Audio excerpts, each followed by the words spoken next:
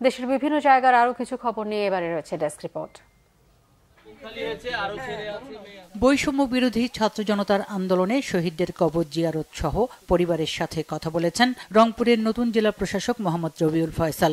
সকালে তিনি আন্দোলনে শহীদ নগরীর জুম্মপাড়ার ফল ব্যবসায়ী মেরাজুল ইসলামের কবর জিয়ারত করেন। এর আগে তার পরিবারের সদস্যদের সাথে কুশল বিনিময় সহ জেলা প্রশাসনের পক্ষ থেকে আর্থিক সহযোগিতা করা হয়। বিএনপি চেয়ারপারসন বেগম খালেদা জিয়ার সুস্থতা এবং বৈষম্য বিরোধী ছাত্র জনতার আন্দোলনে শহীদদের আত্মার মাগফিরাত কামনায় দোয়া মাহফিল হয়েছে সাভারে। পৌরসভার রাজাসনে থানা বিএনপি আয়োজিত অনুষ্ঠানে প্রধান অতিথি ছিলেন সাভার থানা বিএনপির সভাপতি জামাল উদ্দিন সরকার।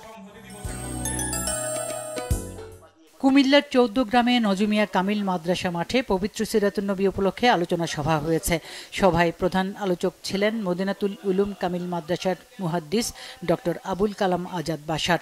এতে জামায়াতে ইসলামী নায়েবে আমির ডাক্তার আব্দুল্লাহ মোহাম্মদ তাহের বলেছেন, শুধু রাজনীতি করার অধিকার তাদেরই আছে যারা সঠিক রাজনীতি করে।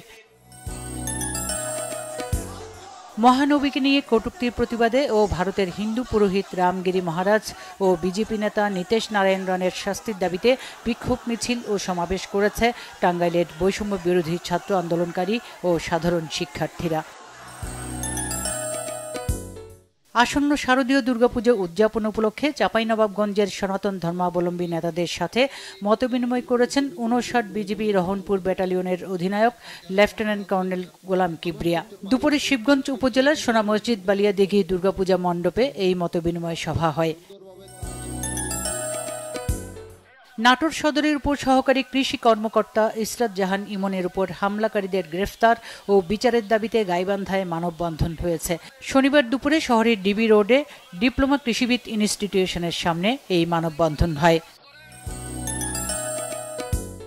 সরকারি চাকরিতে প্রবেশের বয়সসীমা ৩৫ বছর করার দাবিতে চট্টগ্রামে মানববন্ধন করেছে সাধারণ শিক্ষার্থী সমন্বয় পরিষদ। দুপুরে চট্টগ্রাম প্রেস ক্লাবের সামনে এই মানববন্ধন হয়।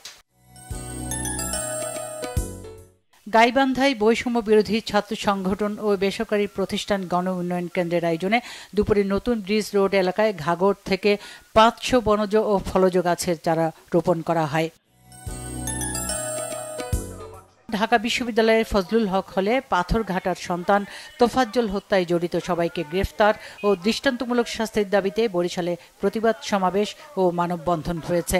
সকালে নগরীর অশ্বিনী কুমার হলের সামনের সড়কে পুষ্পকলি শিশু সংগঠন এবং বরিশাল ও বরগুনাবাসীর আয়োজনে এই কর্মসূচি হয়। ঝিনাইদহ ও চুয়াডাঙ্গা সীমান্ত থেকে উদ্ধার হওয়া ৩৫ কোটি টাকার মাদকদ্রব্য ধ্বংস করেছে বিজিবি। শনিবার সকালে খালিশপুর ৫৮ বিজিবি সদর দপ্তরে এসব মাদকদ্রব্য ধ্বংস করা হয়।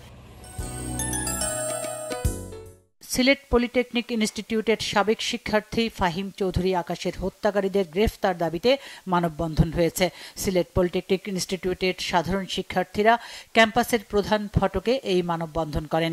গত ৩০ আগস্ট রাতে রোগী দেখতে যাওয়ার সময় গাজীপুরের ছায়াবিধি সোসাইটি এলাকায় দুই পক্ষের সংঘর্ষকালে একটি পক্ষ কুপিয়ে হত্যা করে ফাহিম চৌধুরী আকাশকে।